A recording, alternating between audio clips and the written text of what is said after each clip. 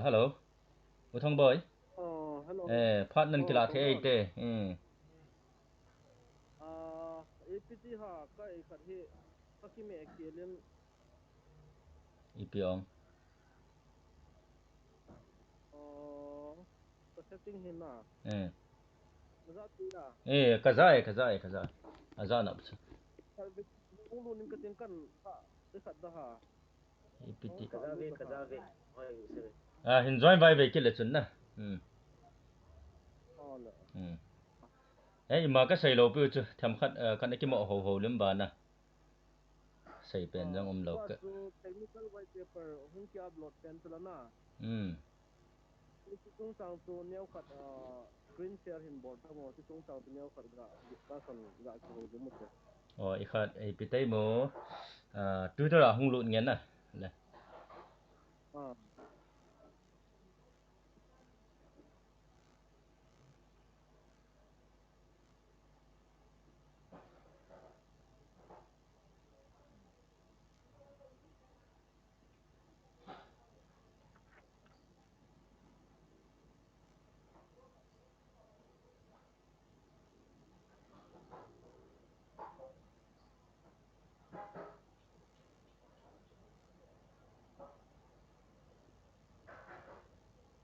Thirty Satanita.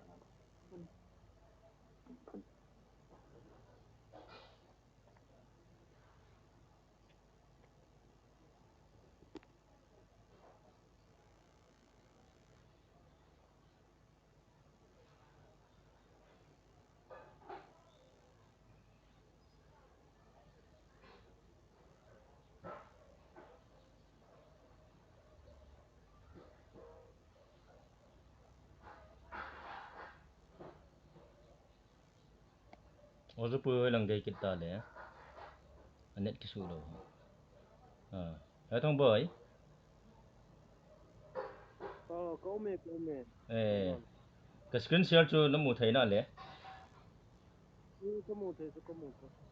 Chi ya na hin sai le chun hoi lai ka lut diam na.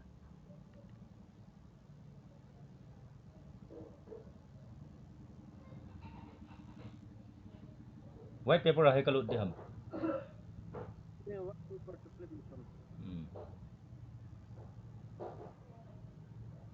nin thot pen ngau to direct an click thế chứ nin thot pen ngau to direct an click button Le. Chi chu hi le chun ki zan pen in ten na. Wai. aje to cha hi na lu na le Ka ta. download nó có thap bol ki ngai di na Chi ta chu.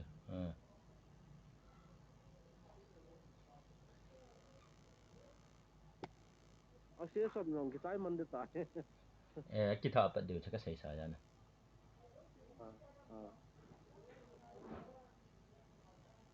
ai cho ki ong ka ha sim be he ana Niao khat na ka zam thai ni na chu zam mutin na nangin phan ten ni chin sai le chu kan to le ta. tua ama hoi na sei bang wa chu technical white paper will be updated within a week or if you got you ha 3 ya na 3 weeks ro hong kya de ti ka se bang wa to hi zan hi tunga ta hi ti white paper dung zu ya hi ga kima hile call down ti chu ama ho developer ho kiloi form na ti di ham decentralized autonomous organization at ya mo he so mo en fully decentralized hi hamen pa hi che bitcoin satoshi hi bitcoin mining ki bolna hiti hash power ko bitcoin satoshi hi mining hun ki bolto che choi hi alama hi bitcoin ti na ya na bitcoin to recreation of bitcoin ya ama he bitcoin he hin tha system ti ne so te ka khat banga to ethereum to ko version 2 ho po do dinga ko ethereum manom to hiti ethereum pa to mo hon transaction per second ki tiri ta TPS sikim chu he transaction per second to ama scalability hi na dinga ko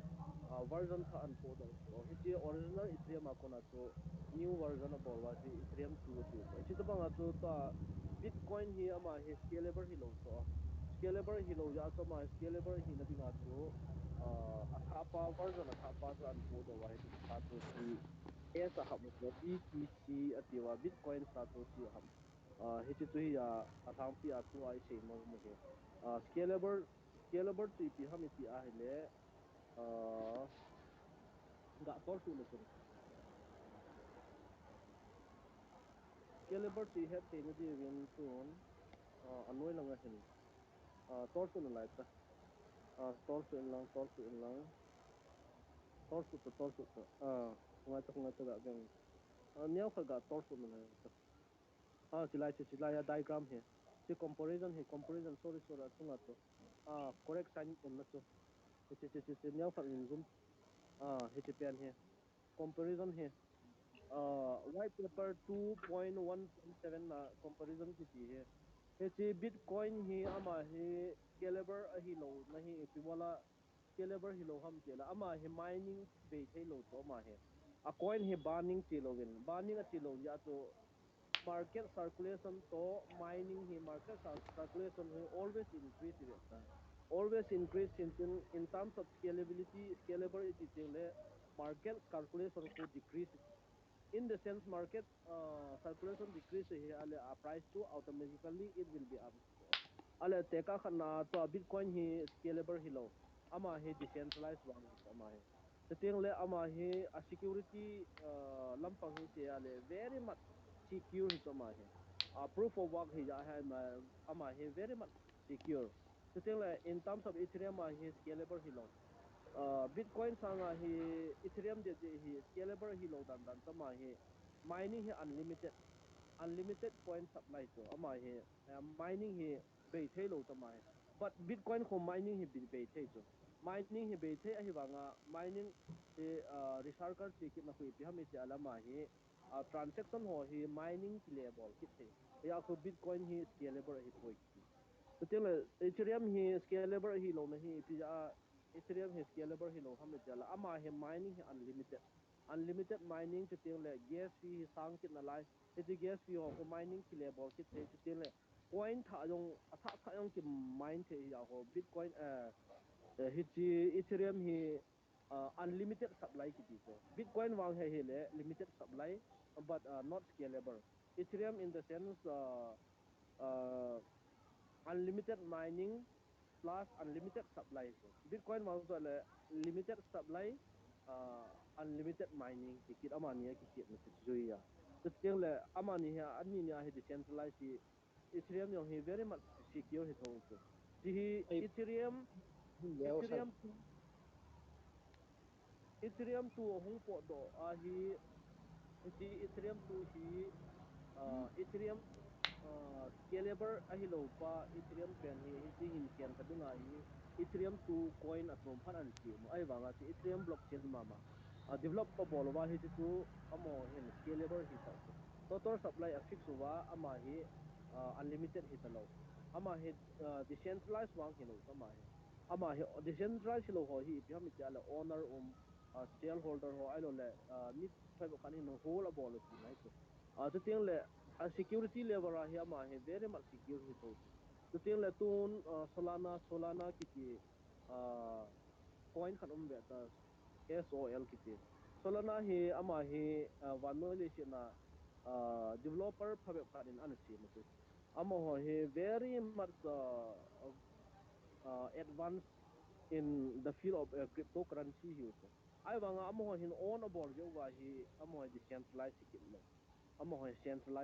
centralized in the sense they have their own owner public chain hello among public chain in the sense ownership umai to kinai to among he scalable very much scalable ebola scalable hem ti ale ethereum to solana hi ama he burning ti so coin burning means to ga he tin as bitcoin he burning om lo ya he total supply 21 million here to he total market supply ko 18 million so 1 million bang hi mining a ball to hi 2 million ham khat bo hi wa nai ta so mining ki ball ai wanga to ma he total supply hi 2.1 million ale ethereum in the sense ama hi unlimited mining ama total supply hi ke hello total supply hi unlimited ai wanga to mining chi ai wanga to scalable hi ki nai to ma ho sorry scalable hi lo decentralized hi ale ethereum 2 hi ama hi scalable in the sense scalable to biham iti ale total supply akuna banning ki ball. Banning means address the cryptocurrency. Any cryptocurrency banning in the sense any cryptocurrency poses one address which receive coin but which cannot send. Send ki ball talo receive wang ki ball te hiti address a to coin na thot lo si to receive na ball te ai wanga to send out ki ball te talo pedo te talo receive hi te to ban ki ti te to man talo dinga ki koi tu ti nai to e pa wa ti se a ki go tha ta bang ai wanga coin cryptocurrency a to go ti tum lo gen te to pay loop pa to receive to ai wanga send address lo to banning ki ti hiti blockchain to Ethereum to Solana Polygon ho hen ne aje to hiti bola to ham tela scalable hina ama he awang ti dham wang mu zo lo na ti nai cho a supply pa to hung thom che ding market circulation to thom che di ti nai cho e ya cho Solana yong Polygon yong tu to a Polygon yong he wano ya dinga am ho he blockchain min thang loi chu tiang le amin thang pen to Binance Smart Chain ki ti te he cho am ho yong hi ya ai wanga ti pi ham ti ale am ho he owner ene so am ho decentralized kilo am ho centralized to ownership mi them khat in on ti ne cho ai wanga to mo blockchain ha bon te ke very much secure here a chai na a chu hi cho zo si am ho drawback to ke hi ya chu bitcoin yong drawback ta ethereum yong drawback ta aje chu scalable hello azawa si banning ki hello receive address send address hite lo pa hite pa to banning ki na ya hite banning lo pa chon ahi ya ta mo circulation that to circulation ki je ya to mo abundant availability to amo very much availability in terms of ethereum to solana and polygon and smart binance smart chain in terms of availability it is scalable here in terms of decentralized, it is not decentralized. It is owned by some few people. It is also decentralized. In terms of security reason, it is very much secure. Ale hito lo si problem solve na dinga to vanoli si na blockchain mintang solving bolte blockchain hola adinga akem pen hot to cool down kiti wa tin wo wa hiti cool down hi Twitter account min mai ma hi ai wanga to mo hen hiti cool down to khat min ayong hon ke yo if you have xyz person tu ayong to hon yo ki mai te cool down te ai wanga to hiti cool down hi koi ham ki hello amo hi unanimous hi wai to amo hi koi hi ki hello hi chi call down satoshi plus consensus kiti hi consensus kiti ting le mi khat pu bo hi to public nga mi pi dei lama ki vai pu na ti dan chi consensus hi amo call down mi pha bo khan in consensus la form ba hi to blockchain to develop on board wa to hoya kuna ki pan ham dila wanoli se na dinga the first blockchain to Bitcoin here, the most trusted blockchain to Bitcoin here, the most secure public chain to Bitcoin ito. Ya so ilar ki say yung le tun Solana Ethereum to ado ada Binance Smart Chain tam yung le Bitcoin kalwal to umdi ilo to blockchain na dinga. Ya so Bitcoin computing hash power hiti Bitcoin Satoshi hi mining hin bolwa. Hiti ako na so amo hin Ethereum hi blockchain Solana Polygon ado ada Binance Smart Chain long. Ahoy ahoy to hi wanga to itola ato vet wale. Ethereum hi ama hi public chain adinga ahoy ta ahoy aje to ma hi future adinga unlimited opportunities mo unlimited opportunity om ya hi ti Ethereum style hi ala wa Ethereum to ko pu hi de lo ti ama style ala wa te ka khaba Ethereum ko na hi wanole se na dinga NFT la amin thang pen to open sea market ti open sea market te ko Ethereum te a ya NFT adinga digital asset virtual asset adinga to trading adinga ti pa na saloi iti sa nga hong hoi yating to hiti satoshi plus consensus kiti iti hong na sadi to iti ako na blockchain hong hey go lian ipete all in tao tin ka nei hiti satoshi plus consensus hiti kiti ho hi ama ho wa no le sina dinga blockchain future blockchain kiti wa ya to future blockchain kiti pa hi ama ho hen Ethereum otherwise Solana Polygon Binance Smart Chain ho sanga hoi ko dinga he Bitcoin computing power to amalowa ita akuna to hung ahin siam ti didan ita to Bitcoin Satoshi hi hichi apps an develop wa hichi to blockchain hi pai pa ya to app hi choi ko mo mai ma hi le hichi ko blockchain hichi ko blockchain a hi na chu pi ham chi a le a mining hash power no api total hash rate no api chu ting le block reward no api block timing no api hi tabang nga public chain audit every 10 minutes to thelo hi atu hi tabang blockchain hi vanoi le se na dinga ethereum te na bol do kha lo binance smart chain te na bol do kha lo binance smart chain te hi a chep te wang wa chu hi tabang he ana alung thim wa na pot lo ti dan hi tabang public chain hi yong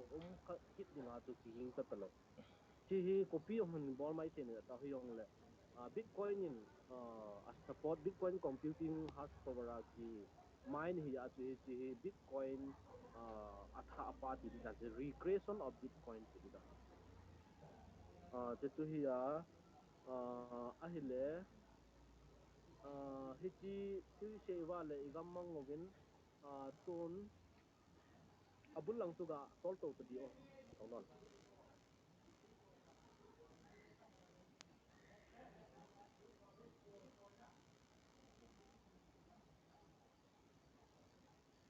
introduction to hiti tilaya hin diagram beta it is diagram he left side triangle lima hiya hiti triangle lima pen multi chain ecosystem decentralized atung na scalable aning lang khana hi secure kiti beta che ama hi decentralized purely decentralized, purely scalable, and very much secure. Here, ama hai multi-chain ecosystem hi kitna lai. Ama hai multi-chain ecosystem ni titing le. Uh, ama hai very vast subject ti dan ta. So open sea market ho ta banga to khat rong ong ding chiting le hi ta bang bang to tam ta thedi ti nai to. Ethereum chain ta banga ko chain tam ta thedi. Typical height TPCS chain typical height means transaction per second ayong in terms of million coin transaction per second. Second khana in terms of million coin transact ite ti lai cho. Bitcoin wang ko hele 7 transaction per second. 7 TP yes ya. Ethereum here hele izan ham khat hong tin 200 300 lang hong hi ta traditional chain so Bitcoin Ethereum ho hong ya traditional ti to Bitcoin le Ethereum ho hi alham pi public in head no he to traditional hong giti so he satoshi consensus te ale future blockchain hong giti lo na ti lai ta si he cha se he la ga ki se mo hi le a security measure hen lang ai pilam pang yong la ma he blockchain alui ho akona DPoS delegated proof of work hong hi to tiếng là proof of work POW itu tiếng là itu Bitcoin proof of work blockchain aku na to itu delegated proof of work otherwise Ethereum to itu pen to proof of work to Ethereum ya Ethereum aku na to delegated proof of work home itu aku na to he hon delegator ayong na panthe delegator na panah hele it's proof of work proof of tech hung ki bol ho tunang in delegate na bol ito ako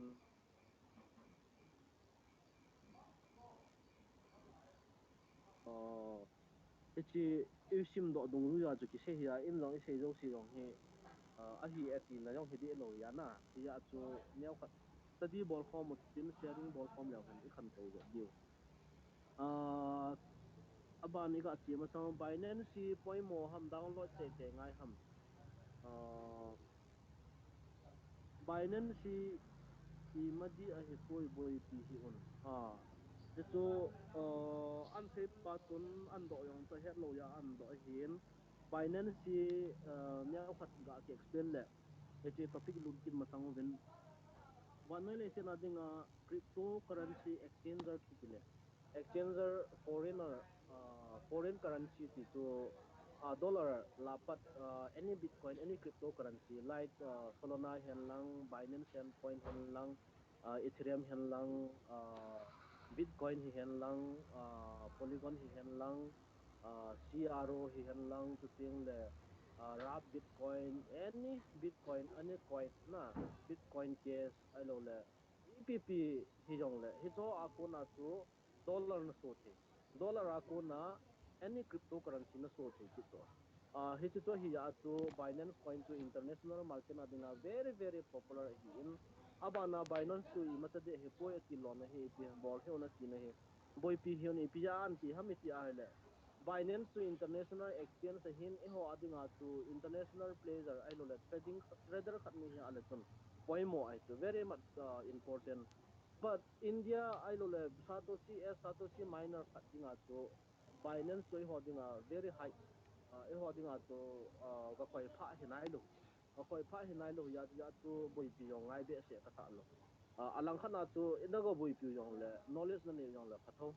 a hin la e ho dinga tu indian exchange hung poi mo di ethereum ai lo le bitcoin ai lo le any cryptocurrency dollar hama kuna tu ai enal nan so na dinga tu virgil x ka he poi buy u coin ka he poi ai lo le u coin ka he poi ai lo le Bitbank ka hepoi ai lo le tua ZP ki ti ho loi Yotas ki ti ho loi tu ting le buy you coin tu ting le epi ha kubar coin switch ki to tam ta tu sim lo lo tu ito ho ako paisa na account na linking cryptocurrency ako na paisa na soding paisa ako na cryptocurrency sa na buying and selling na to te ito e ho dinga hong poi mo ding tu awang tu e ho dinga poi mo le Binance Coinbase Kraken FTX Upbit tu ting la adang dang ti ho tu e ho dinga tu cryptocurrency ha head be lo hon anamo bol bol ta zo le account maintenance na tu dollar ya kam pa na ku ti khatom lo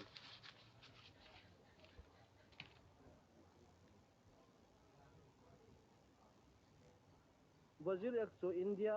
exchange khat to satoshi ai lo le bitcoin khat to INR na ki kai do dinga le wajil ek tam azawa ka se ZP ham khana to na solding te ZP a ko na to na ka wa na solding exchanger ki ti ai le ton screen share symbol ki to tong don to azawa he ki pyramid stranger he stranger la ise yu chu hichi azowa atung langa diagram anoi langa ibet no to hele scalable hiloi uma decentralized to hit ho ai wanga scalable hilo scalable hikina decentralized hilo hichi coin lo se tu sarpa symbol ding hi tho lo se tu nga hung to ding tu bitcoin ma ya hichi bitcoin tu atha be a hung kisim recreation of bitcoin that is bitcoin satoshi hichi choi hitan hichi mining choi hon ibon sa ke wa mine so ke hin mine tam ta asang sang ne pa jong omintin aza za ne pa jong omintin som nga som gup ai lo le som get som ko ne pa jong mai te yong le na ne za za tu na lung ai dio ade to tam ne ho yong to a hi bitcoin satoshi ahun kilam ting le azo thei thei in rong in gi zo dio hi wanga tu ka sei nom khat tu bitcoin satoshi hi khat na ne ya hi yong le knowledge na ne ya le how ka ka thei kop ke ti hamit ya le to cash na na USDT ai lo le SUSDT claim in a ball pen so hi chu kita banga chu dollar USDS kiti khat in claim dio so zo tin chun bitcoin satoshi khat na yong NFT adu ada tam ta DeFi adu da tam ta coin tam ta hi lo le NFT tam ta nan claim dio so akona ta tam kana earning nan bol ding till tam ta hum ding hi ya so even one BTCS coin is enough for participating in the Bitcoin Satoshi ecosystem kiti Bitcoin ecosystem iti ting la asunga to hi ho ya hot bula hi lungwa hot bula na din ya coin izat na ki soyam hiti na coin ki soy ho ato participate nan bol ti na hi ta jo to ai ki hai ke bur hi na i pan ya to ai class ya ni hu pa si dio class ya na to first second third ngong hom mai te yong la le bon sa ke wa kin kai le sa hi so ke ta bong wa he blockchain adinga he future blockchain adinga he ho he forerunner hi tau te forerunner hi je wa to hi chi white paper technical hung akili do pa ho ta study bol view aban bana lan sung ke bol ho ai participation bol wa le hi chi bitcoin satoshi se hello wa aban bana he stable coin hung kilan sing le cha to stable coin to game dan to tiek te na claim bol ta bang wa ho claiming bol du aban teng le nft teng le nft ipi ham nft su ipi aphatom ham nft su staking ipi ki bol ham ipi ki coin ki an ham ipi ki nft create ki bol ham nang in nang nft chu nang on coin ai lo le nang on nft chu na ki siam the ti create na bol a le chu ong chu market na zo the it is you can be the owner hito you can be the owner of your own coin here yeah so uh, there is very very uh, vast subject hi na bana opportunity tam ta mai na za the lo ham na za the ba Ini hello ane te saya tak ini say no ne say no ngayo be. ale tun anoi neo khan nan tor pu da tong don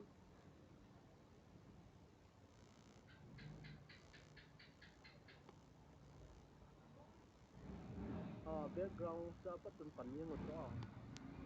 related work na to ngayang ta in 2009 sa hi ha na sim so ke tau te na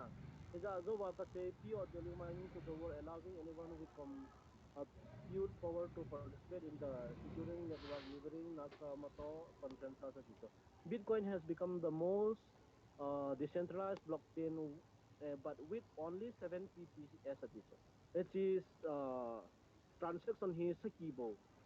second khana ki bol the 7 transaction per second ati it lacks the scalability atita it lacks the scalability chi ya chu to bitcoin satoshi hung po do to chi ama he ta hin be ki lo ton ban sim ki lo ton necessary to transition between beyond store of value this ama hi store of value bo ya adang use case hi mata ne lo kama ya so btc bitcoin's role as digital gold is unquestioned but as the heap around the Lightning Network illustrates, many in the Bitcoin community want more. Actually, Bitcoin community, Bitcoin digital currency, and among hohen, mihim to human one is unlimited ikiti banga cha Bitcoin whole ale imata patom lo to ama na kalting le na ki go ding ama na thom ting le to ding ki ka asna ki pe sil kin ale ton na bong bushi man ki tun the that's very much risky to risky hi na ba na ma hi store of value bo to available ale 2019 atu 2008 2009 na hung kilan su 2021 atu 2021 chan hin hol hop bo to millionaire billionaire kai to ai ba nga tu chan chu ko ye hol ro ding ham ki hello to luck as a kind of luck to ai lo wale ama he very much gambling type man ke to ite ya tu to hi use case ne education community in other ngai ta chi I have one more asita. So Ethereum hi hung pot dot lo. It is the most popular gas platform and the first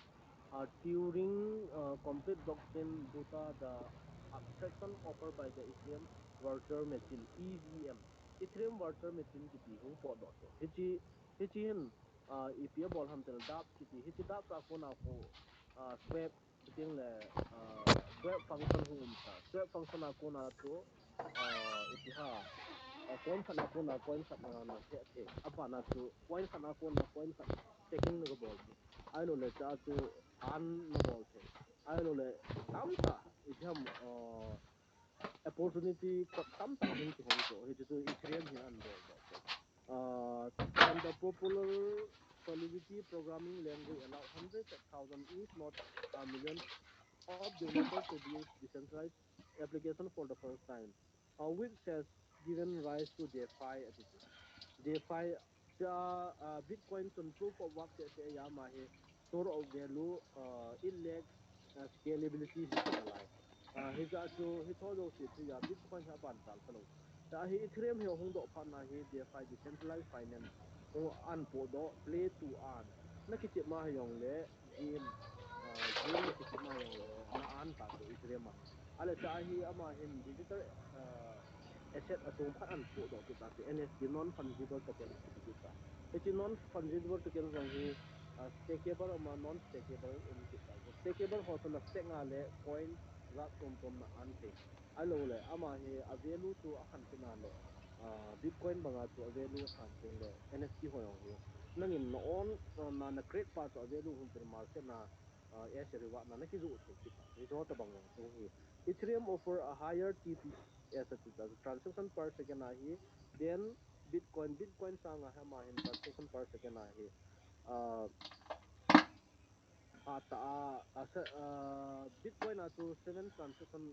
TPCS boya at the expense of transaction, but even with it 15 TPCS, major scalability bottlenecks remain. So Ethereum hin 15 TPCS ane it Bitcoin sanga he two times more than two times kidi 15 so ahi wanga to Ethereum yong hi uh, scalability hi na hi wat ki nai to he hi ya to Ethereum 2 hung po do kita next generation to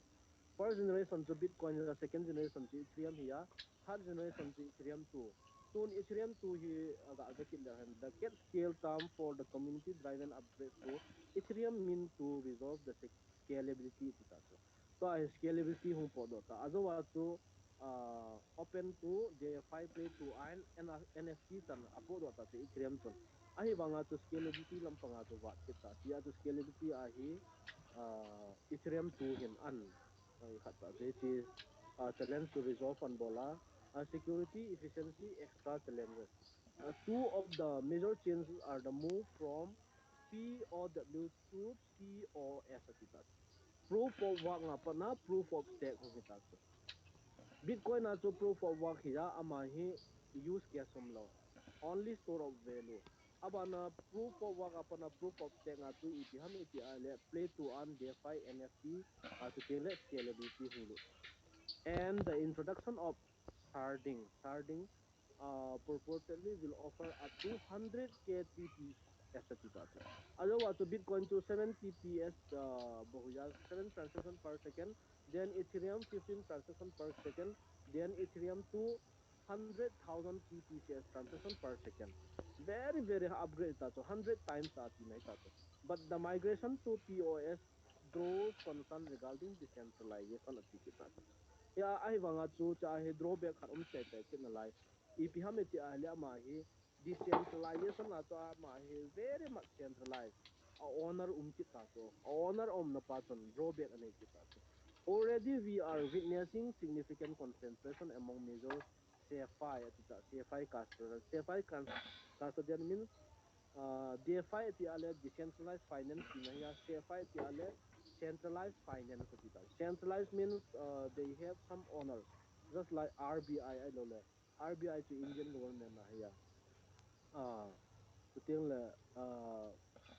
amoho custodian ti to ane pa just like such as Binance kiti also owner Kraken kiti also owner to and staking pools like Lido he vano le na staking pool la adinga amin thang loi khat to stakeable na coin zo se stakeable na ama hi pool agent khat to ale na lien cho ma hi cho yong hi owner so kel se aba na to tun otherwise se bang Solana hi a high TPCS chain 50,000 TPS that leverage both proof of history POH and sharding UIX Solana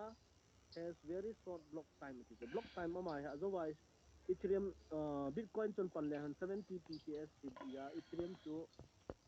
izan hita Ethereum to 15 times it to na 15 TPCS then Ethereum to 100,000 TPCS ale ton Solana to the 50,000 50,000 TPCS proof of history and starting block signalized. Solana has very short block time 400 millisecond that which allows application build on top of the network to feel like wave 2 so wave 2 hung po to ta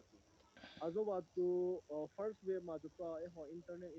ki hi wave 1 wave 2 wave 3 ti am ho hin meeting ho no web one to Pihamid,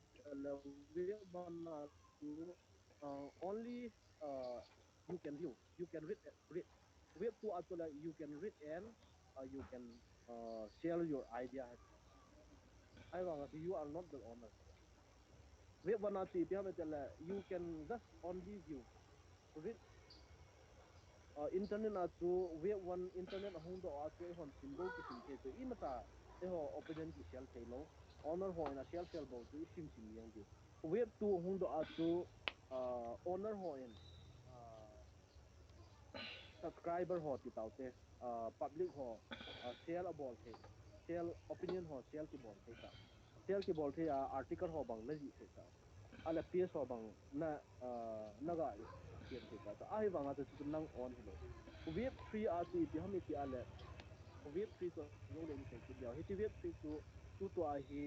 satoshi ken boy ki so hiti web 3 he ya le metaverse to hon ki relate to ta otherwise yo metaverse a project tam ta me ki lo metaverse defi decentralized finance abo na relate hon so metaverse tu pi hami ti ale digital land zong na on the digital asset zong na zo the chu ting le nangin i ma zo che tu nang ownership tu nang a hita iti tu azawa ise yo web revolution to web 3 da pa hi satoshi consensus in aboi ki so iti tu nangin nang abo to no til i da kai web ma nangin no website yong na ki on te tu ting le article yong na ki on te tu ting le ani yong na ki on te abo ti ka to on ownership tu na nei ti na ta to koi ma tan na su boy te ka lo ding mi no se tu equality internet hin sem do pa tu lang equal right na ni ta it is a web revolution ya on web da lut lew hen web two in terms of performance in order to achieve this level of performance the requirement to run a validator or exceed most other network it's a hi solana hin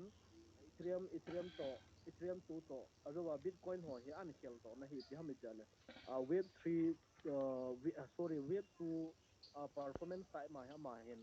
proof of history ho yang an pi the ta ting le sharding ho yang an pi ta ting le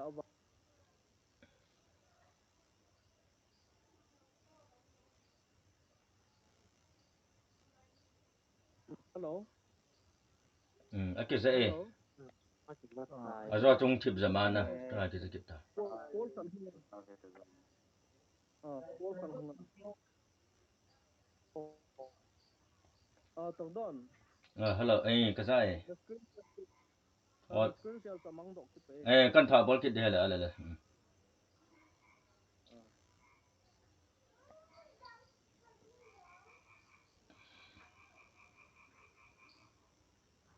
tu a chu web 2 i phau hi in hi web 2 hi cha han ji tha je wai khaga sei tha tu in a web revolution dan chu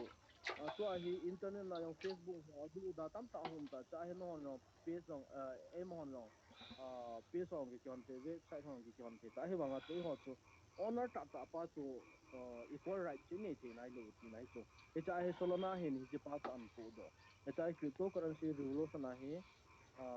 in order to achieve this level of performance, the requirement to run ability for far exceed most other network, thereby pricing how many players चाहे मी तम ता ही ची सोलना blockchain आहे मी interest तम ता अन्य ता ये तो validator functionality here more in unpo do another trade-off exists between performance and network availability, which has been visible more recently with a few notable chain restart MCS. Solana also has one of the most active developer communities, but the transition to RAS from Solidity has proved challenging for many applications. Actually, Solana is one of the most best developer in the world. I want to in a leg to he transition to RAS from Solidity has proved challenging for many applications. Actually, otherwise, say, bang what scalability lampanga is very much scalability, but decentralized very much centralized security guys. It's like part two. I say like tune polygon yung hiti kill and polygon yung same as Solana hiki like Chahe an L2 scaling solution built on top Ethereum mean to resolve many of the scalability challenges on the main chain by leveraging POS and side chain. Polygon has extracted a sizable number of developers given in EVM. Ethereum virtual machine compatibility, which allow DApp developer to port over their code with minimal to no change. Polygon faces criticism regarding the lack of decentralization and stability of its validator set, which has thus far remained unchanged since testnet, although they are actively working on improving these dynamics with Polygon DAO.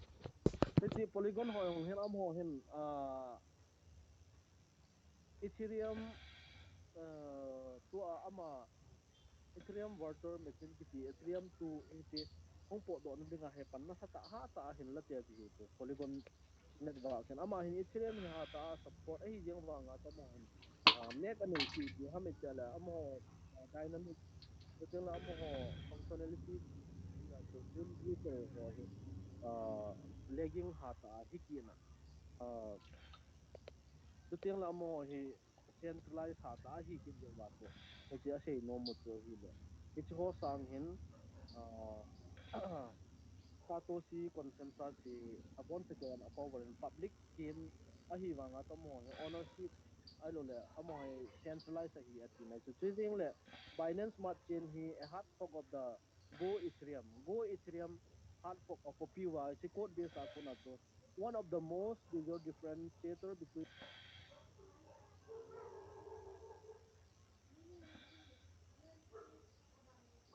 uh, and Ethereum is BSC's proof of stake authority. Proof of stake authority POSA, a consensus mechanism that combines proof of authority POA and delegated proof of stake. Iti hi amon Binance Smart Chain tehen. Otherwise, yo upgrade hungki ball ho to mohen proof of work to proof of stake authority POSA cho combine hin ball by leveraging this new consensus mechanism, BSC achieve faster transaction time, higher TPS, and lower fees. Iti a fee lampang isi ting le transaction fee solving on board to ting le transaction per second long he very much fast kung hikita. Since its injection, BSC has faced criticism regarding insufficient decentralization given that its validation is more or less fixed given the third party's relationship with Binance and the high stake requirement minimum 2.3 million USD or 10,000 BNB so extreme level and ihat to tadi ka tadi juga ha team to yang level iti tu ama ho hin aboy piu hele future adinga he thol ni se to transaction per second ho he ha sa ding abana to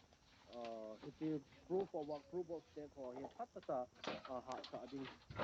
hi ya ai wanga to million izat zat ham pan he lu na abo wanga to so lagging behind to amo he decentralization na he lagging behind he keep away come on purely centralized he keep the wa to chilam panga he lagging behind he keep wa cha otherwise say bangwa to composition na ke ni ge ga Satoshi consensus si uh, Satoshi plus consensus si value chun ama he scalability in the sense transaction evolve how he bani hung trading address something cha so api thot lut si se to market circulation na jaw to loading that means total supply of Satoshi is 2.1 billion then fund mining free block reward is 525.6 million hiso 526.6 million here market calculation is trading another something million to 1 point something million to block reward otherwise say bang what to proof of stake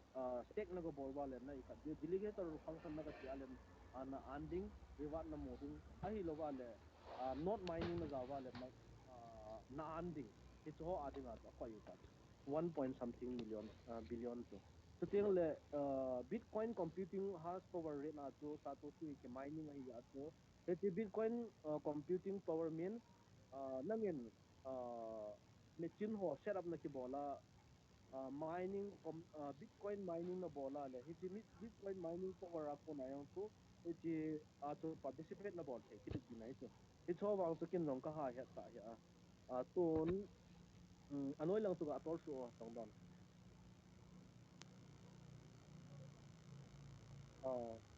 Satoshi plus consensus illustration tu zoom ga bolo zoom la tun cha hin core holder ki tire ta core holder ki tin tilang hen relayer ki tin noi langa tun open consensus engine ki tin ta hen hub ho min tin bitcoin client min tin relayer hub min tin noi langa hen validator o min tin atung langa hen governance model o min tin alaya to tamsa o min tin reward ho model ho adu da tamsa ho le ka aning lang to ga tol aning lang tuga tor cool down ho ta he cha cool down ho mention anoi langa hen class mother slash reward o mention reward mother o mention cool down block related forum candidate hub o mention tilanga uh, anoi langa hi report malicious behavior som ki beta it's a verifier o mention validator o mention IT verifier to validator ho hin EMT hita hi bug debug kiti ho koi tabang scam e ho ka he dinga tu scam ti di ha e ti di ha hack ti di ham ti cho he om the na lo dinga tu validator to verifier amo functionality he langa hin home ti di ya he very much secure hi the na dinga tu hi si dry gram ho hoi ta an ti ti wa hi tin rong ka he ya maximum win lang a he he ti in to chen da azum ne ti no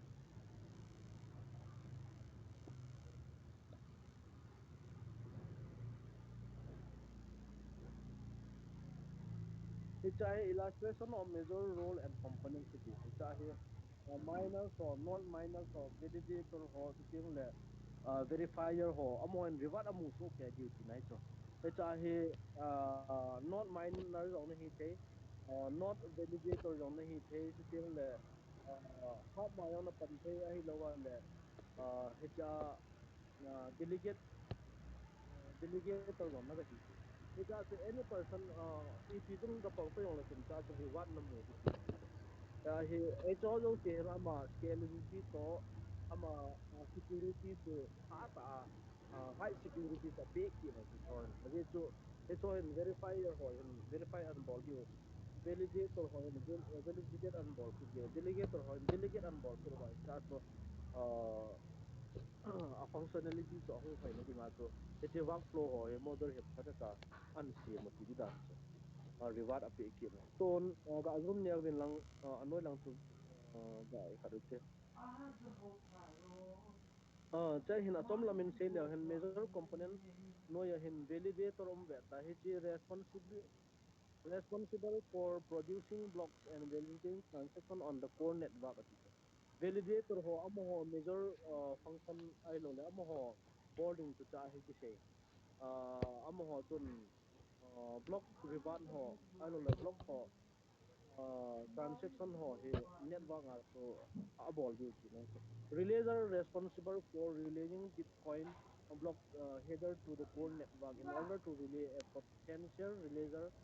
must register with the network and lock up a refundable call deposit anyone can deposit and become a relayer on call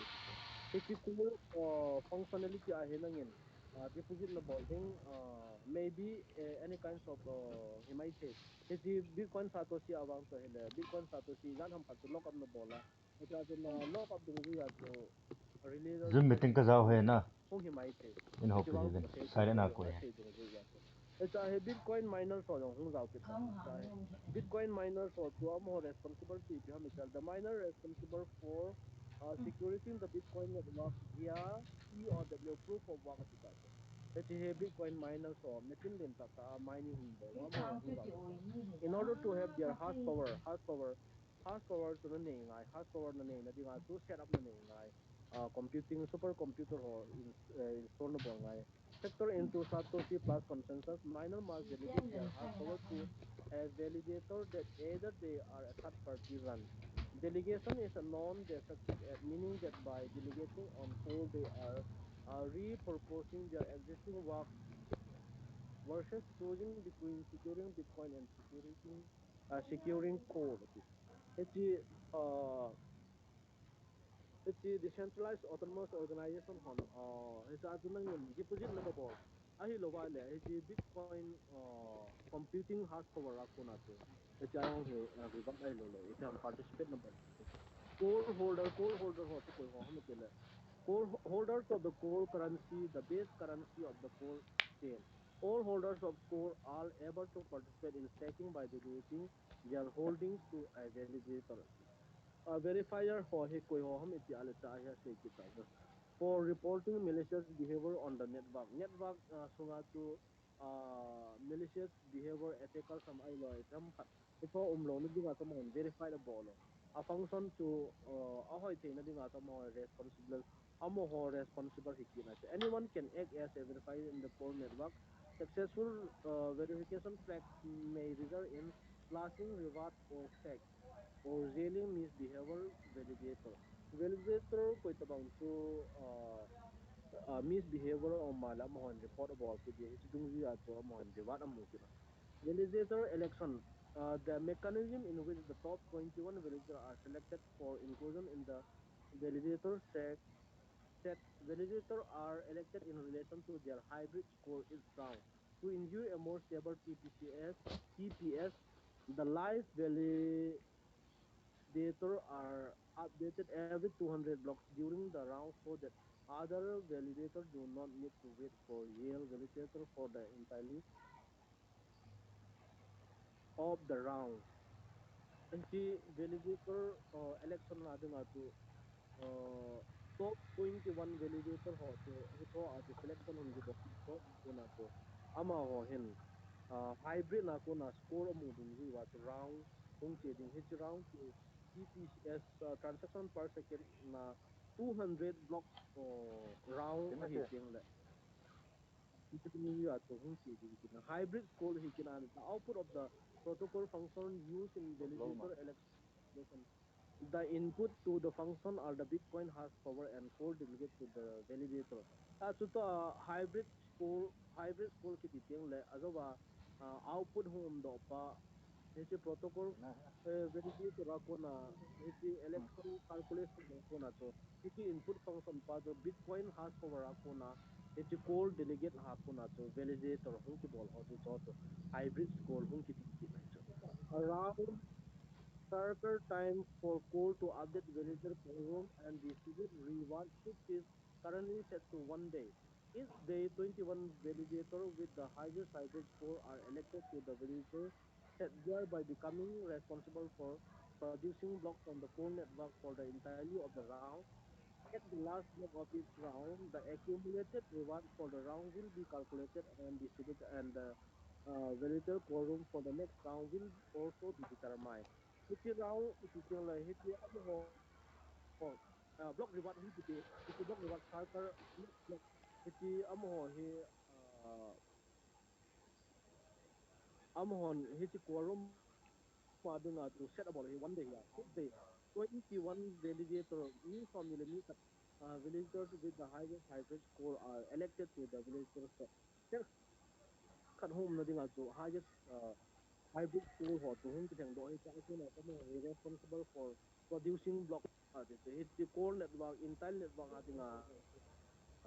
a block reward block hung kiti do ho kamo responsible hikin ay si cha ako na to mo determine hung ki bola cha ako na to calculate hung ki bola cha ako na to next round to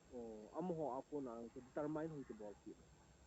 each round is divided into slot and all validator in the quorum take turns producing block repeatedly in a round robin manner until the end of the round. Currently, the slot length is set to 3 seconds. In each slot, an honest validator either produce a block or fails to do so. Hichi slot hung kipi dan hi hichi each round is divided into slot atito. Round hat to slot hat kipi ya hichi slot ho to validator le quorum sunga validator ho kun hichi block produce repeatedly unproduced na diwa so Robin Minara hiti chu round ki tai teng le hiti chu an pe yo hiti dung lu ya chu 2 to a currently slot hi 3 second a slot a ball 3 second se le hin block khat chu a pe do chu hiti 3 second a chu block khat a pe do in is lo an honest validator either produce a block or fail to do so. It's a validator functionality hin the validator khat chun 3 second a chu block khat a producing ki nai chu. It's a slot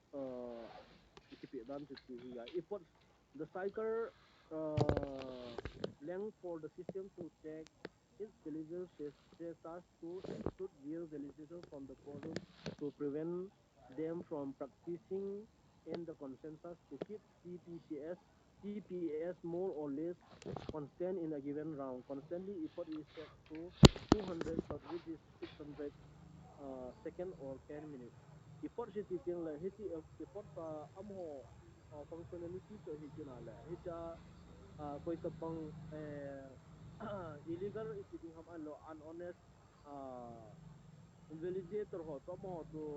check no na dinga ti TPCS pa hi hiti currently hi 200 slot apyo which is 600 second or 10 minutes from ito aki ipot so na mo an honest validator ho to ito to report api the na ding wa to hiti ipot si hung akwai kilo proof of work ho cha le he ta win proof of work ho to ha se ngai to phone releaser to ka zoom to dio releaser here in a releaser in core are responsible for releasing Bitcoin block header si here na di watu excel aku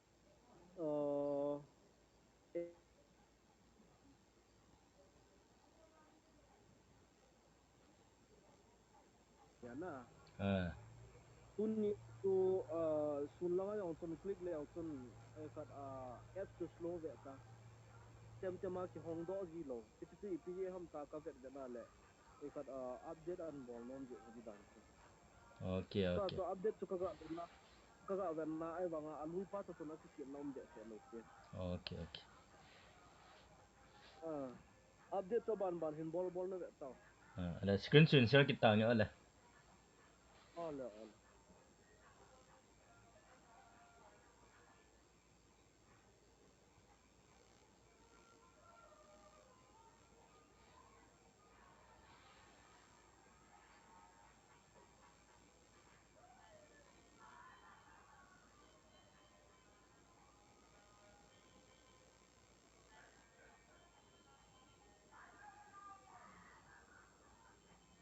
hello is that Eva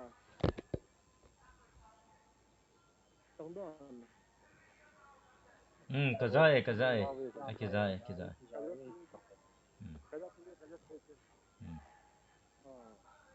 Ando na ya PJ kaya. To a releaser it is le releaser in core are responsible for releasing Bitcoin block header otherwise it like header ki le block header he spreadsheet excel si na spreadsheet iti tabak ko he data jo si data information on sa kaya hi excel sheet na spreadsheet na to na hi header khat head khat hung ki pai na ito header kiti ko bitcoin block header ilo azo hiti header head se na di wato excel hian lang ms word ni ilo header kiti um de hiti to bang ko block ti na header khana to data khat to male header khat to um ki the bitcoin block header onto the network via the on chain no like aro la kuban simpidan trai pita hello thil ka ngai so aro kan trai pita mo iti releaser ho am ho na to pem se hi ala bitcoin block header ho kai ko hain releasing a ball te no ti som ho na to email ho releasing and pass verification in order to receive reward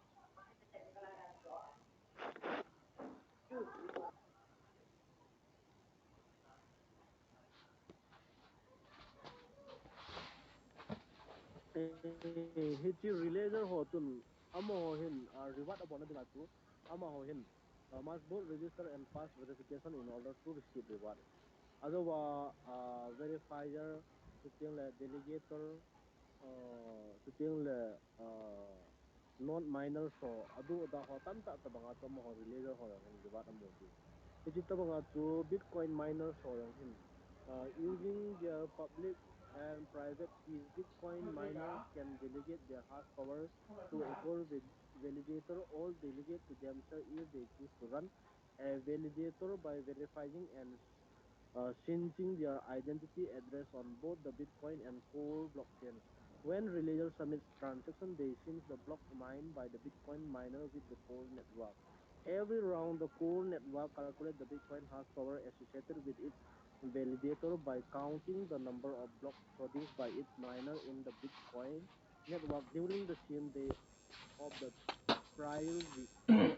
The architecture of the message-based communication is illustrated in the diagram below.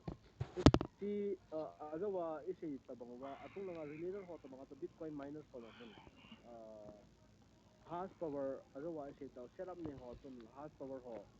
hiti hash power ako na to core ho he validate abol thayo ai lo wale delegate abol thayo ita ako na to mo amo ho identity ki to mo ho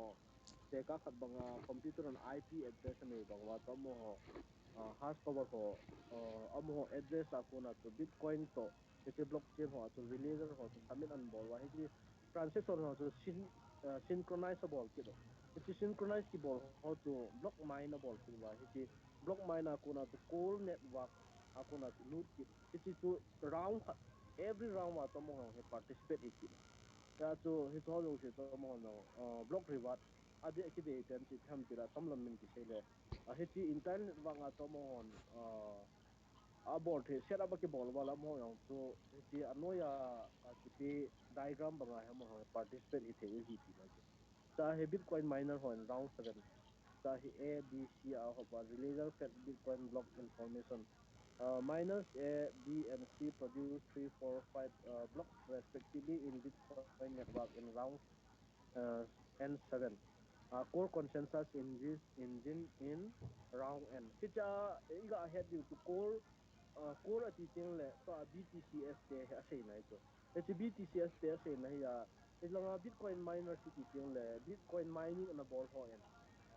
To Satoshi ayo he participate hung hite iti na ita. Ito mining iti to iti mining di sa ita. Ito mining di sa ya amo hash power to coin tang tang no mine thiyo example tron no mine thiyo ai lom khat le any kinds of cryptocurrency mining no bol thiyo set up na ni yale hiti hash power na ne chun na hash power tung ya sa ai contribute nan bola hiti to mo ho cool network nga he na submit na le hiti na id na address tung ya to release ra na submit na hiti na hash power to validate na bol ahi lo wale delegate na bola le iti nang ma na kiti lo na iti na hash power tung ya to suppose abc company khan hin a ti taw te company khat to china te bang to minus khat bang to b taw te japan ho to c ti taw te ale hi chidung ri to mining no bola le bitcoin like client iti client consensus calculation iti bitcoin hash power computing power to satoshi hi ki mine hi ya to iti bitcoin hash power ne si si iti gain si si to iti hi core dao ho iti ho amo ho a hinangin otherwise si na address to na hash rate to na submit na ita to ito ho true core to ato na verified ni hiya na ki register ale ito mining to hash power ne unit power dung ya to chahe 8 unit 1 of hash power 8 4 unit of hash power 8 5 unit of hash power consensus bitcoin miner A B and C delegate to validator X, Y, and Z respectively in round N. Round N are two Bitcoin ABC to delegated a bola hele. Hito delegated a ball part to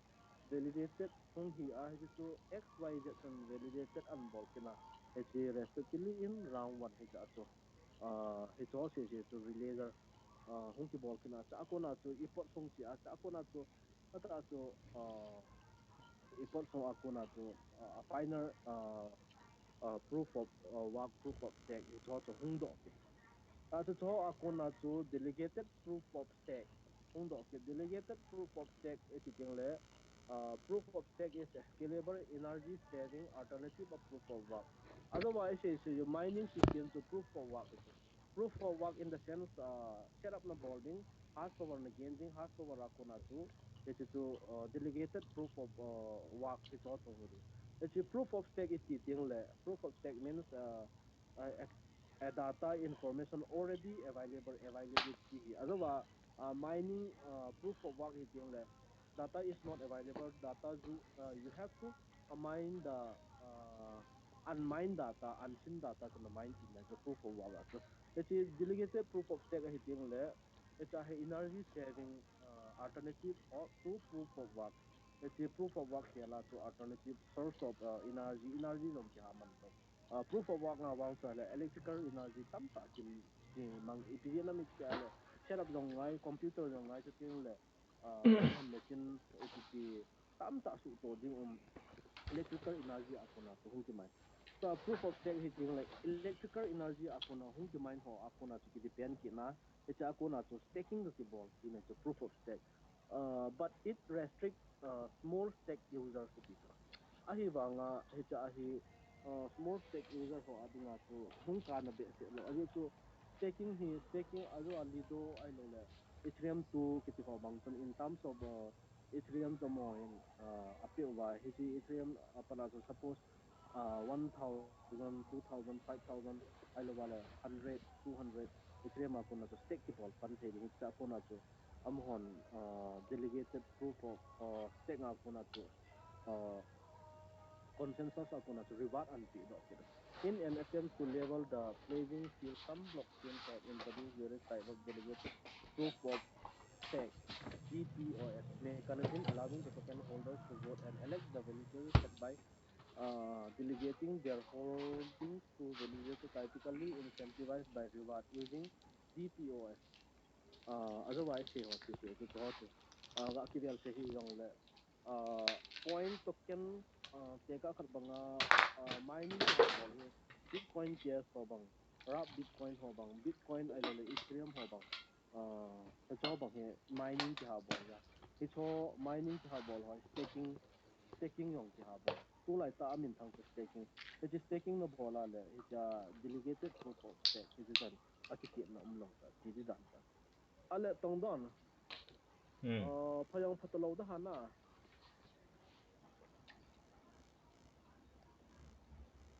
hello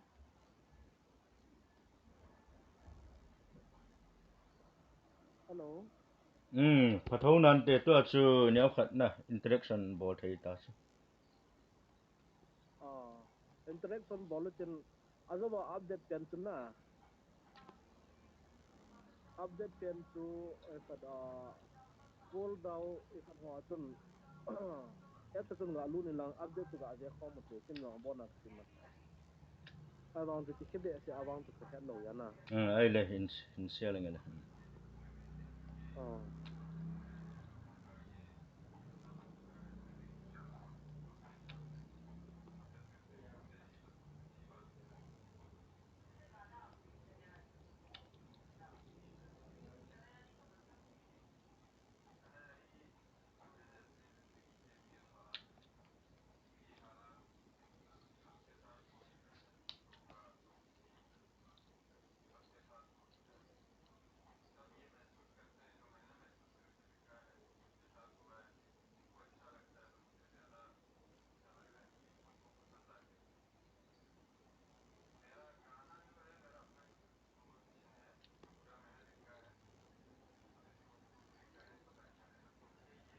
hello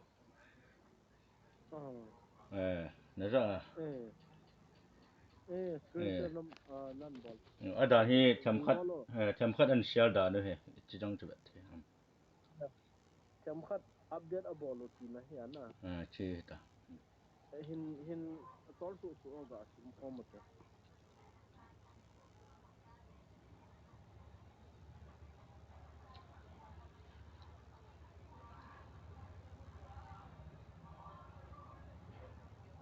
To honor of Satoshi Nakamoto, we we name our free mining app Satoshi apps na. In the early days of this project, we name our blockchain the Satoshi blockchain at Satoshi. I apps are here a blockchain so I apps here since the beginning of this project driven by our dreams and beliefs we have worked around the clock for 3 years. Kumpumian unboyudan. We re-examine if Satoshi would be the proper name for this blockchain. We researched globally to check if this name would infringe any rights, whether people from different countries like it or if that expresses any other meaning. We discovered that although we hold the most sincere respect to Satoshi Naka, we didn't feel right about naming our blockchain Satoshi. So ama hoy na say dano he wano le si na ko itabang Satoshi blockchain ano ne kha omam ti hi ama ho yong hen ki sei kiel dam ti ho ya na gialo ai ba nga hamo hen Satoshi mina he ama he honorable na dinga he a blockchain he Satoshi blockchain uh, sa adi atiu ai ba nga he chu zo le ki sei kiel khadam ti dan he cha sei dan Satoshi would be the proper name for this blockchain research global to say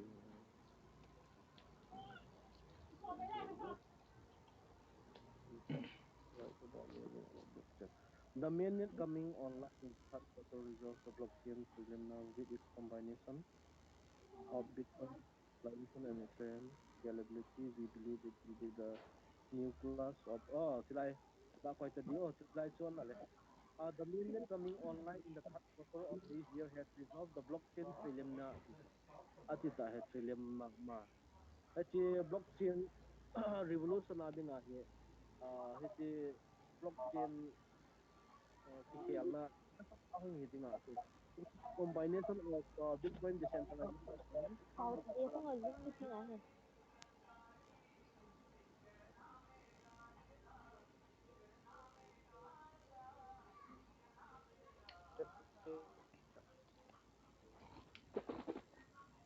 ga tol to uh, we believe it will be it's ishe bangwa to Ethereum scalability pass on la Ethereum to Ethereum 1 pass to Ethereum 2 scalability pass on la Bitcoin na to chanan combine wa we believe it will be the new class of the Web3 university ta so Web3 tu so it's Web3 to relate dinga to it's unball yeah acting as the underlying infrastructure to support and grow this new world wanole se na currency la adinga ana sapen le blockchain adinga he boom hu hi te dinga to web 3 to an job mano we name our blockchain call instead of Satoshi azawa tunga Satoshi to sa go la mo yang to idea lo Satoshi dinga to amho he na sata an na to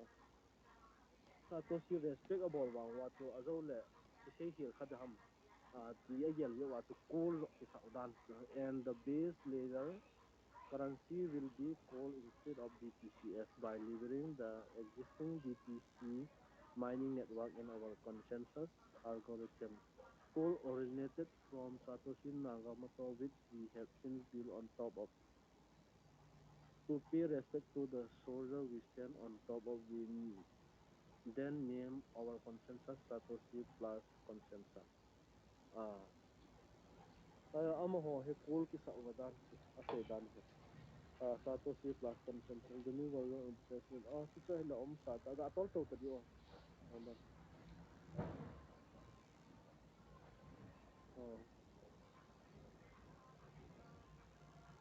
oh tol to like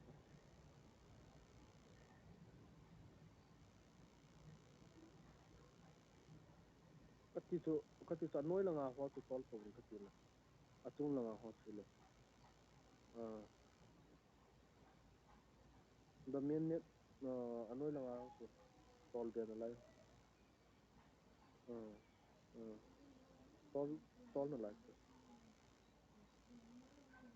aga I had te di yong umbe ha hela na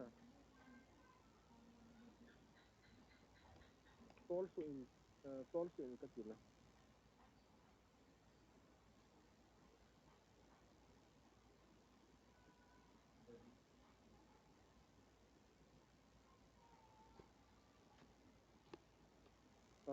aban su tol ki mo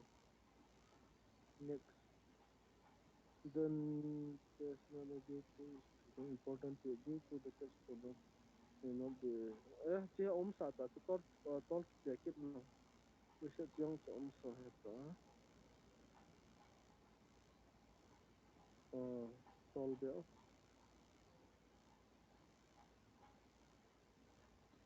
om sang yan ta bo la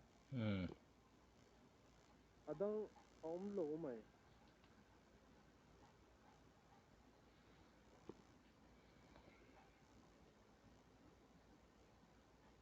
adang om he cho ka choi jing neu khat bitcoin hong che pat dan na neu khat no bitcoin history hong dan le a history ho chu them khan an se ya chu gum meeting ai se sa kaw ta na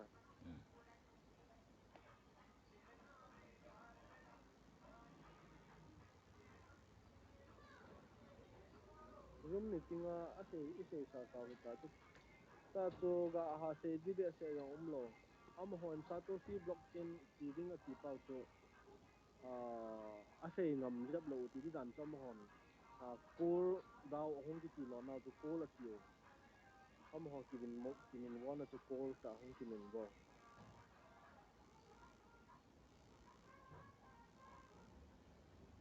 ti di dan sa thang pi a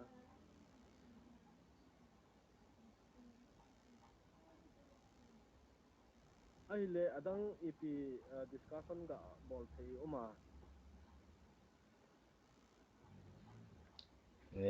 holim nom nom as piham adong nom nom ho chu amo phat ki pelana pi se pi do nom ba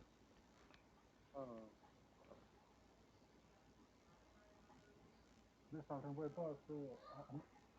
阿对那个外界不阿就是人家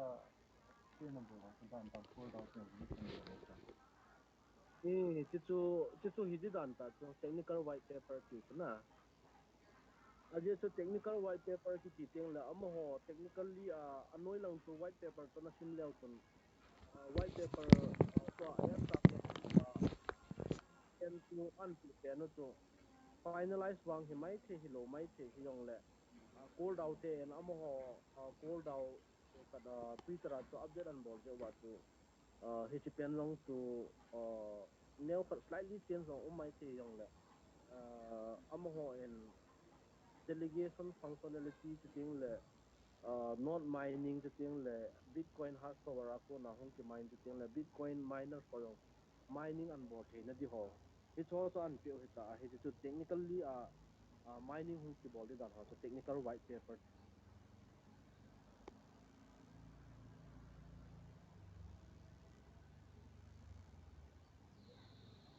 aban so na sim le chun kat algorithm consensus ahong hi no ho ton pi mining bol phawam pi mining bol ho in I have view to mainnet lu hita mainnet lu ko velel chun am ho white paper ti da am ho kat mainnet na kun velel chun calculation ho algorithm ho adu da tam tam de ta atam zo blockchain ko akin bol ho he chi algorithm ho ko ki bang hi yong le athang pi in achi dan hi hung ki bang thim he ho ve ta calculation he chi calculation ho mathematical calculation hu ta chilam pang ma hu kin yong knowledge ka ha ne ta na e cho ko mathematics thim lo ya ta be kon hon ana study le ko no ho akona yong daram pana I het te di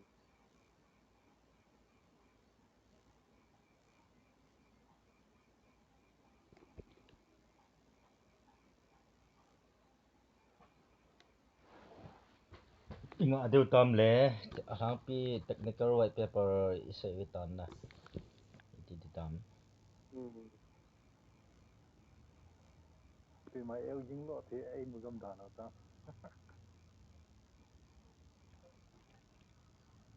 họ đâu mới mà dùng thầy ấy ta thêm một là cái silanga chat section na he ga holim le han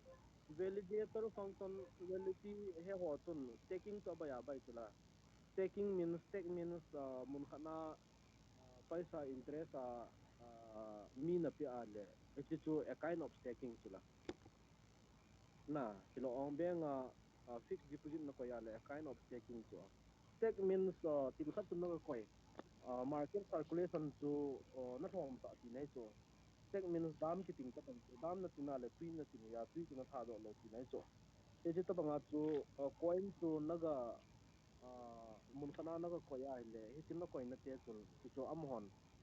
he chu i pham khana am na chu alang pi a staking hi liquidity pool supply a chu mang chu he chi liquidity pool supply a chu mang chu am hon lo am ho on benefit na abol ya nangin lo it is staking no ko bola chu tam no mo chu validator na hi na chu validated na hi ya chu nangin reward na mo chu chi ta banga chu stake na bola le person na mo ki zo reward as reward tha ka chu validator not miners hash miner so the staking ki ti ho ya abom ta ke ya e ho second ti zo smart contract abom ta ke smart contract ki to ke it's all a proof of stake delegated proof of stake so tiếng là thang pi cái gì xảy ra reward na mun na dinga tu he cho he ki bol he chu so tiếng là market na circulation na thom na dinga tu a price he up a hi na dinga tu market na circulation te ka khat bangin bazala ki to na ki khat do na he bazala paisa a than le wale paisa value chu paisa hu ha than wala paisa value chu mien ki chu da bang benga paisa itam ko ya le benga chu loan ho ai lo le jam ta do le hila bengin paisa cho ko ta ki a le chun market calculation cho thom banga chu ta banga staking not validator sitting le epp adu da tam ta ki bol ho a function a ti dan ko nyam kha ki jong le hang pi a chu nangi income no mun ringa nang bol am ho in hiti liquidity pool supply na dinga a bol ki hi chu a hang pi a so ti dan he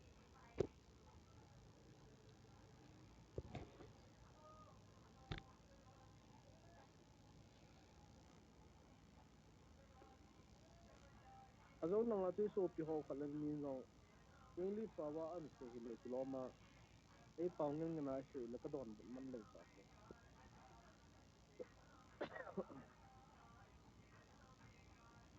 tay su lấy sinh ra thế này hết lẽ thật không vậy ấy ấy hồ tô people kiểu lên chết xong rồi pai on tay su pai chu am ho hi market traditional market na hi lu lo da ki hello na am ho hi lu jong le very very difficult hu ge ta ave lu jong he 0.001 dollar ham khat na hong ki pat long le hin tin am ho total supply hi 80 billion hi ana 80 billion na chu am ho na chi a bol da no hi to a khu pi hi the Australian pi is also a kind of cryptocurrency ahung hi na dinga to mon trigger an bol du chama he cryptocurrency hinai lo to ma ama he as a token hin lai to pai he token hin lai to a e hon I mine pe no PTCS he la direct coin hi to coin to token he very much different hi to coin hi ting le ama hen blockchain bulling se na nei chu ting le ama he mi danga ki depend lo to pai hi hi le ama he pai blockchain to nei na chu pai blockchain nei wanga chu ama he pai coin tu lai ta he migration bol lai ta ya migration bol wa min na chi mining apps a kona he migration bol na dinga KYC adu da ngai sa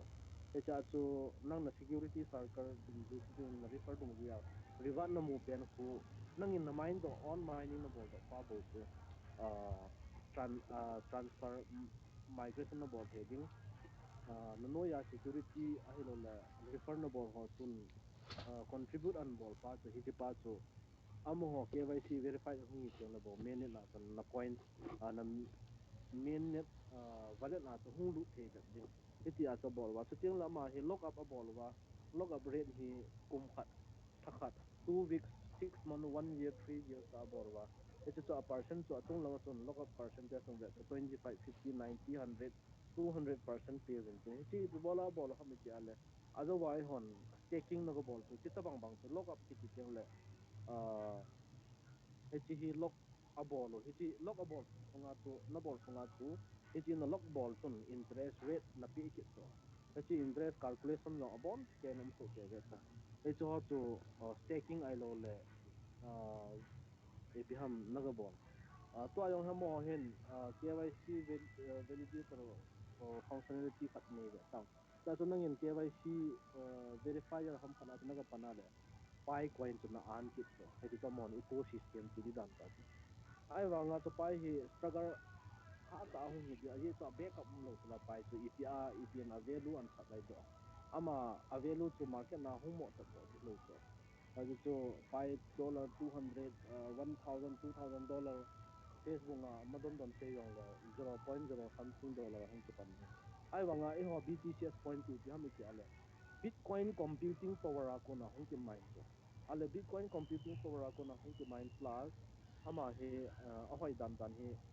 Bitcoin liquidity for Bitcoin supply ta to. A supply he ati ya to ama he a supply yang 2.1 billion bo hin lai. Itu ga ai sa le to price to na total supply to 5 to 80 billion token to. Token into coin ho he jong. Ho BTC sin coin tam ta supply ding coin tam ta producible to stable coin no po do di to ho ai bitcoin to hung ki tha sin hi pai cho hi le coin hinai lo token hin lai ya chu coin hung ina dinga chu tagar tam tan bolting coin market cap ho hung lut zo lo dam hello mo ecosystem ayon to market adu ada ai lo le itiha EPP market to adu da relate bol de long yo very impossible hin la coin ka in dollar ka an fa na ding ngayong to na sa ta struggle an bol ding e ho awang to nom ta 100 500 $1,000 ho ati kap to jal ta iti na mi ti ale bitcoin to e ho bitcoin is already accepted by the public and used as a medium of exchange ta to to currency ale pi to miners to tam yong le pi is not accepted as a medium of exchange in the light so aki hi dan so ya to pi sang som na ne sang a to bitcoin satoshi hi som ni to na ne ale a value ha sana sang lai và cái mẹ chia sẻ khi đó hệ gì nữa nè tại mi rằng hi hung mo tan mấy thầy hiện ai thầy lệ có không khá là khát cho ball go tết na hung mo tan pay đây tai a hi le bitcoin satoshi hi zoom meeting a zau hon rong he so ke di sa in kin long ka sei sa avel la ka sei se yeng hi a sei pa ding a yong mi hem ki ti cho english on proverb se a sei ai pa na le knowledge ki nei talo to anga ai pa na le mi na sei ho ko knowledge ki na ke hin knowledge ka nei be talo to zoom meeting bol ji ba ba ai kin knowledge ka ngai ta yin to a hi te ala no hon i hin bol vil la no knowledge sharing nei bol ji le to ka ngai ta to ti chơi hi em nó ho yong ha ta em cái sang à hay rồi rồi nó nhiều amo abo sar nang thun to ke ni kana ki het ma khat ya cho sar nang thun til bol kan ta san ya da ken kana til ko le aman ke in le pa ta le a hi dan dan na ti kyong to hu ki ya ta ti bi ham ya ke het no ho tu i ma ta lo no hon ke sang a he yong no om diu to na ki sel wang wa tu no hon yong neo kha sharing hin bor ji le chun kin rong ka de hi nó ni kia là thiên đến tra bit satoshi mina khial ta ve asial ta ve tin kula khial di ti ta to update tha ta ai pi hele inga deu tam iti de ham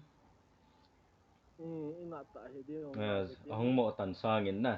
bye bye be ki bol tau te main ne net no pa wo